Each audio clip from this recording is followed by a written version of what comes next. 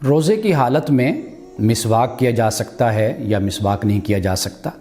پہلے زمانے میں مسواک تھا، اب برش ہم کرتے ہیں، تو اس کے بارے میں یہ بات یاد رکھیے کہ روزے کی حالت میں برش بھی کیا جا سکتا ہے اور مسواک بھی کیا جا سکتا ہے۔ کسی نے ابن سیرین رحمۃ اللہ تعالیٰ علیہ ان سے کہا کہ بھئی مسواک کا تو ذائقہ ہوتا ہے، یعنی مسواک آپ کسی بھی درخت سے توڑیں، لکڑی لے کر آپ ٹہنی لے کر آپ مسواک بنائیں اور اس کو استعمال کریں تو اس کا تو ذائقہ ہوگا۔ تو کسی نے کہا کہ مسواک کا تو ذائقہ ہوتا ہے، تو ابن سیرین نے کہا پانی کا بھی تو ذائقہ ہوتا ہے، یعنی روزے کی حالت میں اگر آپ پانی سے کلی کر لیتے ہیں تو مسواک بھی کر سکتے ہیں، معاملہ ذائقے کا نہیں ہے۔ آپ جب روزہ رکھتے ہیں اور روزے کی حالت میں اگر آپ برش کرنا چاہتے ہیں تو بس بات اتنی ہے کہ آپ احتیاط کے ساتھ برش کیجئے،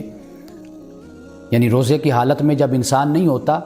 تو انسان کھل کر برش بھی کرتا ہے اور اس کو اس بات کی کوئی فکر نہیں ہوتی کہ کوئی اس کا ذائقہ میرے حلق میں چلا جائے